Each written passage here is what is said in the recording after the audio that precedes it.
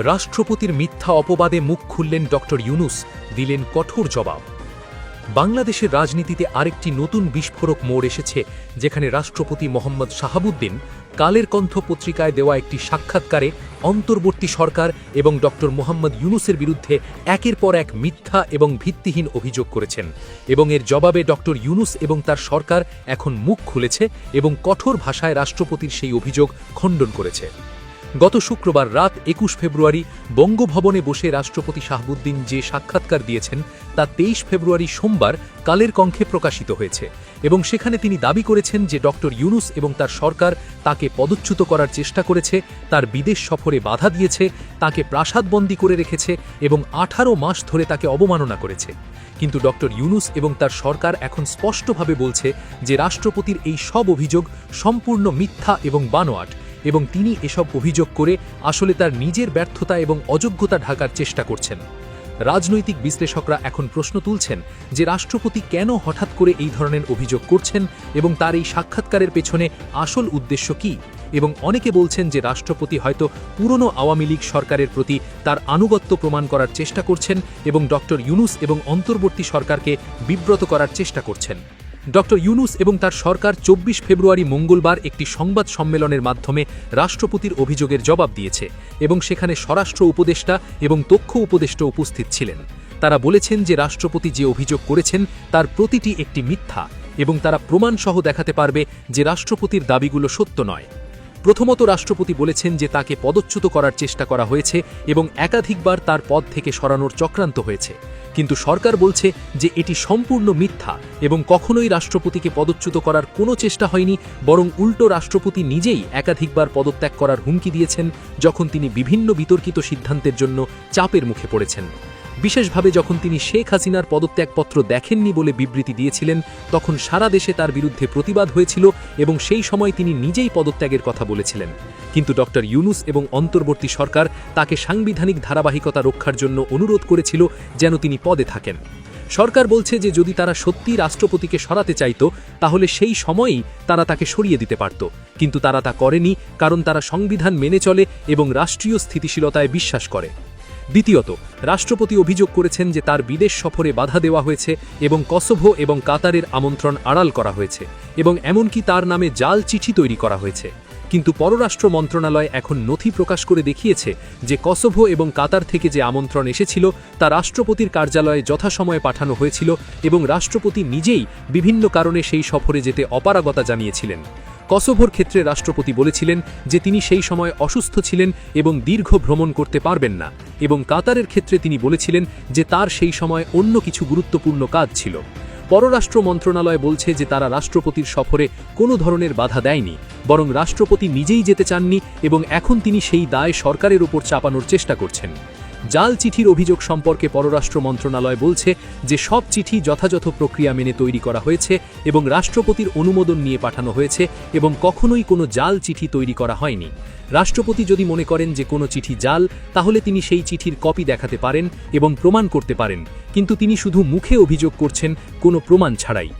তৃতীয়ত, রাষ্ট্রপতি অভিযোগ করেছেন যে ডক্টর ইউনূস ১৪ থেকে ১৫ বার বিদেশ সফরে গিয়েছেন, কিন্তু একবারও তার সাথে দেখা করেননি বা তাকে কোনো তথ্য জানাননি, যা সংবিধান লঙ্ঘন।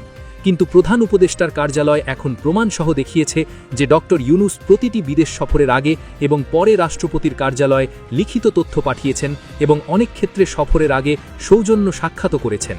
রাষ্ট্রপতি যদি বলেন যে তিনি এই তথ্য পাননি, তাহলে প্রশ্ন হল তার কার্যালয়ে এই তথ্য কোথায় গেল এবং কেন তার কাছে পৌঁছায়নি। হয় রাষ্ট্রপতি নিজে এই তথ্য পড়েননি, অথবা তার কার্যালয়ের কর্মকর্তারা তাকে সঠিকভাবে ব্রিফ করেননি। এর দায় ডক্টর ইউনূসের নয়, বরং রাষ্ট্রপতি এবং তার কার্যালয়ের। প্রধান উপদেষ্টার কার্যালয় আরও বলছে যে ডক্টর ইউনূস একজন অত্যন্ত ব্যস্ত ব্যক্তি, যিনি দেশ পরিচালনা করছেন এবং একই সাথে আন্তর্জাতিক পর্যায়ে বাংলাদেশের স্বার্থ রক্ষা করছেন, এবং তার বিদেশ সফরগুলো সবই ছিল রাষ্ট্রীয় গুরুত্বপূর্ণ কাজের জন্য, এবং রাষ্ট্রপতি চাইলে যে কোনো সময় তার সাথে দেখা করতে পারতেন, কিন্তু রাষ্ট্রপতি নিজেই কখনো কোনো উদ্যোগ নেননি। চতুর্থত, রাষ্ট্রপতি অভিযোগ করেছেন যে তাকে প্রাসাদবন্দী করে রাখা হয়েছিল এবং ১৮ মাস ছিল চরম অবমাননাকর, কিন্তু এই অভিযোগ সবচেয়ে হাস্যকর এবং ভিত্তিহীন। রাষ্ট্রপতি স্বাধীনভাবে বঙ্গভবনে বসবাস করছেন এবং যখন খুশি যেখানে খুশি যেতে পারেন এবং যার সাথে ইচ্ছা দেখা করতে পারেন। তিনি নিয়মিত বিভিন্ন অনুষ্ঠানে যোগ দেন এবং বিভিন্ন ব্যক্তিত্বের সাথে দেখা করেন এবং কখনোই তার কোনো চলাচলে কোনো বাধা দেওয়া হয়নি। প্রাসাদবন্দি বলতে যা বোঝায় তা হলো কাউকে জোর করে আটকে রাখা এবং তার যোগাযোগ এবং চলাচল বন্ধ করে দেওয়া, কিন্তু রাষ্ট্রপতির ক্ষেত্রে এমন কিছুই ঘটেনি। অবমাননার অভিযোগ সম্পর্কে সরকার বলছে যে রাষ্ট্রপতিকে সব সময় যথাযথ সম্মান এবং মর্যাদা দেওয়া হয়েছে এবং তার পদের প্রাপ্য সব সুযোগ সুবিধা দেওয়া হয়েছে। যদি রাষ্ট্রপতি মনে করেন যে তিনি অবমাননার শিকার হয়েছেন, তাহলে তিনি সেই সময় কেন প্রতিবাদ করেননি এবং কেন তিনি 18 মাস চুপ করেছিলেন এবং এখন হঠাৎ সব অভিযোগ করছেন? রাজনৈতিক বিশ্লেষকরা এখন প্রশ্ন তুলছেন যে রাষ্ট্রপতি কেন এই সময় এই ধরনের মিথ্যা অভিযোগ করছেন এবং তার এই সাক্ষাৎকারের আসল উদ্দেশ্য কী। একজন বিশ্লেষক বলেন যে রাষ্ট্রপতি শাহাবুদ্দিন পুরনো আওয়ামী লীগ সরকারের একজন ঘনিষ্ঠ সহযোগী ছিলেন এবং তিনি সুপ্রিম কোর্টের বিচারপতি থাকা অবস্থায় আওয়ামী লীগের পক্ষে অনেক বিতর্কিত রায় দিয়েছেন এবং এই কারণেই তাকে রাষ্ট্রপতি বানানো হয়েছিল। এখন জুলাই বিপ্লবের পর যখন আওয়ামী লীগ ক্ষমতা থেকে চলে গেছে এবং তাদের অনেক নেতা পালিয়ে গেছে বা কারাগারে আছে, তখন রাষ্ট্রপতি হয়তো ভয় পাচ্ছেন যে তার বিরুদ্ধেও ব্যবস্থা নেওয়া হবে এবং তাই তিনি নিজেকে ভিকটিম হিসেবে দেখানোর চেষ্টা করছেন এবং ডক্টর ইউনূসের বিরুদ্ধে মিথ্যা অভিযোগ করে তিনি আসলে আওয়ামী লীগের প্রতি তার আনুগত্য প্রদর্শন করছেন।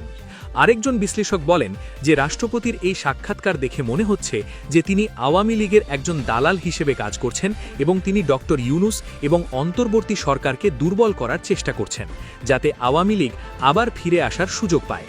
তিনি আরও বলেন যে রাষ্ট্রপতি যে সময়ে এই সাক্ষাৎকার দিয়েছেন তা অত্যন্ত সন্দেহজনক, কারণ এখন দেশে নতুন নির্বাচিত সরকার আসছে এবং রাজনৈতিক স্থিতিশীলতা প্রয়োজন, কিন্তু রাষ্ট্রপতি তার বিতর্কিত বিবৃতি দিয়ে অস্থিতিশীলতা সৃষ্টি করছেন। সরকার সতর্ক করে দিয়েছে যে রাষ্ট্রপতি যদি এই ধরনের কাজ চালিয়ে যান তাহলে তার বিরুদ্ধে যথাযথ ব্যবস্থা নেওয়া হবে, কারণ একজন রাষ্ট্রপতির কাজ হল দেশকে ঐক্যবদ্ধ রাখা, বিভক্ত করা নয়।